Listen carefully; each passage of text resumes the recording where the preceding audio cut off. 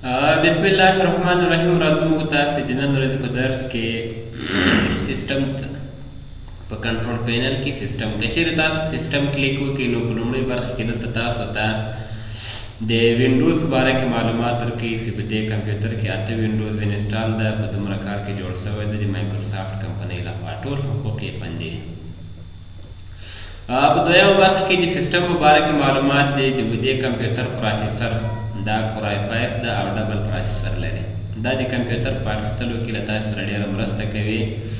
نو هغه کمپیوټرونه چې ماډل یې لوړ وي نو هغه په دې ځای کې معلومیږي. او ریم یې 4 GB ده، دا هم معلومات یې درکولی دي. سیسټم ټایپ 32 بایټ اپریټینګ سیسټم فعلا پکې ده. او ټچ او پین هیڅ نه کوم ټچ سیسټم پکې فعاله ده. کمپیوټر ټچ کار نه کوي او نه په قلم باندې کار کوي. او همدارنګه د کمپیوټر نوم همدا نوم ورکړل شوی ده. دا تاسو کولی شئ له انسټالیشن سره ورته تغیر کړئ.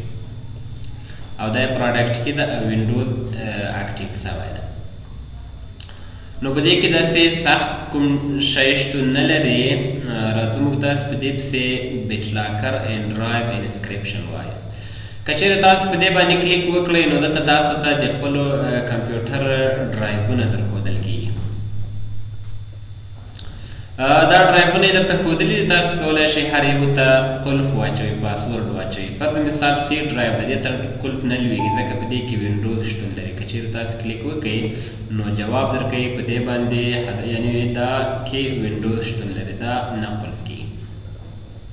همدارنګه مثلا زما په کمپیوټر کې ډي ډرایو ده، ای ډرایو، اف ډرایو، هر یو چې موږ وغواړو هغه ته قلف اچولی شو، پاسورډ. په دې کلیک وکړئ د صفحه راځي نو دلته پاسورډ لیکلی دی. یوز د پاسورډ ټو لاک د ډرایو. نو که چیرې تاسو کود راچول وغواړئ نو دا کې کلیک وکړئ، د خپلې خوښې پاسورډ ولیکئ. خو کوشش وکړئ غټ پاسورډ ولیکئ او دلته یې دوباره تکرارا پسې ولیکئ. کله مو چې ولیکل نیکسټ ووایئ او فینش یې کړئ. نو دا د یو څه وخت لپاره دا ډېر وخت نیسي.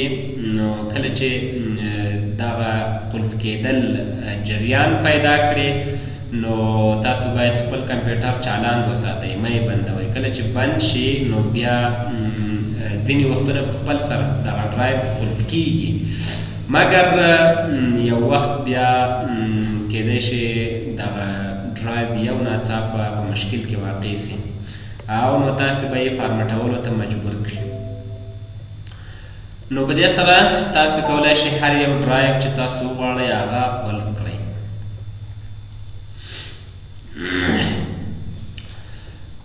بل راځو موږ تاسې مهمه برخه په دې کمپیوټر کې په کنټرول پینل کې چې وایو نورې برخې مو تدریس کړي دي، هغه ډیوایس اینډ پرنټر ده. که چیرې تاسو په دې باندې کلیک وکړئ نو ستاسو له کمپیوټر سره وصل شوي آلې ټولې درته کوي. اول ډیوایسز کې دلته لیکلي د ایچ ډي سی ډي سیډرم، یعنې د ما له کمپیوټر سره فعلا سیډروم وصل ده. که چېرته زه سیډروم ځینې وکاږم نو دا به ورک شي. او دا د کمپیوټر عمومي منیټور ښودنه راته کوي. او ماوس ما فعلا خارجي ماوس نښلولی، که چېرته زه دا خارجي ماوس له کمپیوټر نه وباسم نو دا به ورک شي. مثلا زه بېرته دا کمپیوټر خارجي ماوس ورته اچوم، خارجي ماوس مې ورته واچول نو دا بېرته ماته ښیي.